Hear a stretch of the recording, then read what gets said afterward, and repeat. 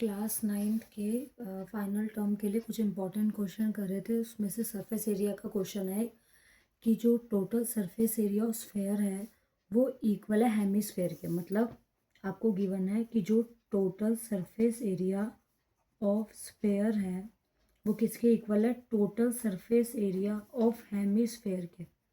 ये हमें गिवन है। अब हमें क्या करना है, इनकी वॉल्यूम का रेशो निकालना है दोनों की। तो हमें क्या गिवन है, total surface area of sphere equal है total surface area of hemisphere के। तो स्फेयर का फॉर्मूला क्या होता है, टोटल सरफेस एरिया का 4/3 pi R cube, sorry total surface area लेना है 4 पाई आर स्क्वायर, और यहाँ पे total surface area of hemisphere लेना है तो 3 पाई आर स्क्वायर। अब इस वाले में रेडियस मैंने बड़ी आर से रिप्रेजेंट करी है, इसमें रेडियस छोटे आर से रिप्रेजेंट करी है। तो दोनों का टोटल सरफेस एरिया का फॉर्मूला लिख लिया। अब दोनों तरफ देखो पाई और पाई है तो पाई से पाई कट जाएगा। तो यहाँ से क्या बच गया हमारे पास, 4r square equal to 3r square.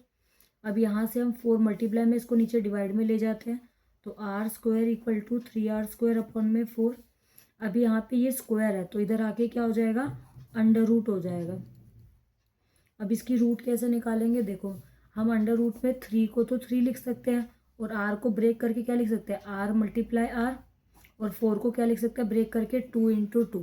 अब स्क्वायर रूट में क्या होता है, 2 2 का एक कॉमन आ जाता है तो 2r का एक r बाहर कॉमन आ गया और 2 2 का एक 2 बाहर कॉमन आ गया और अंदर क्या बच गया, √3। तो ये किसकी वैल्यू होगी, यहाँ पे r की, ये वैल्यू निकल गई यहाँ पर। देखो सबसे पहले हमें क्या गिवन था कि total surface area of sphere वो इक्वल है total surface area of hemisphere के। तो यहाँ पे मैंने total surface area of sphere का फॉर्मूला लिखा 4 पाई आर स्क्वायर, और यहाँ पे total surface area of hemisphere का फॉर्मूला लिखा 3 पाई आर स्क्वायर। दोनों तरफ पाई से पाई कट हो गया तो यहाँ से 4r स्क्वायर बचा, यहाँ से 3r स्क्वायर। अब 4 मल्टीप्लाई में था, यहाँ के डिवाइड हो गया, और ये जो स्क्वायर था ये इधर आके क्या हो गया, रूट।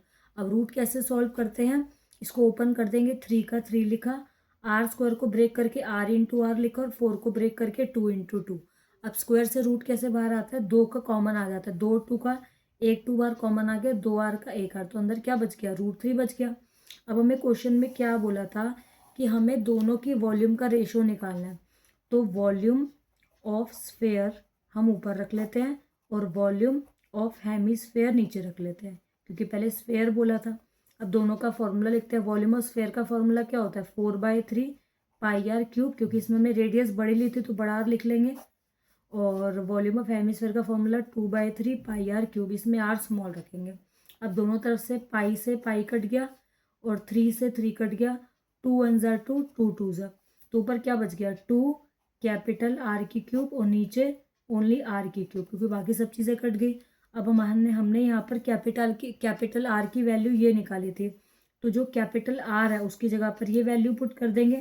तो इसको पहले इस तरीके से ब्रेक करके लिख लेते हैं, 2 आर की क्यूब है तो R into R into R, और नीचे भी स्मॉल आर को ब्रेक करके R into R into R. अब कैपिटल आर की जगह ये वैल्यू पुट कर सकते हैं, यहाँ पे हमने निकाली थी, तो इस कैपिटल आर की जगह ये वाली वैल्यू पुट कर देंगे। तो क्या लिखेंगे, r/2 √3 इस वाली आर की जगह, फिर दोबारा r/2 √3, फिर दोबारा इस आर की जगह r/2 √3, और नीचे क्या चल रहा था, small R into small R into small R, और सामने 2। अब यहाँ से हम क्या करेंगे, देखो स्मॉल आर से small R cut, small R से small R cut, small R से स्मॉल आर कट, और यहाँ से ये 2 से ये 2 कट हो गया।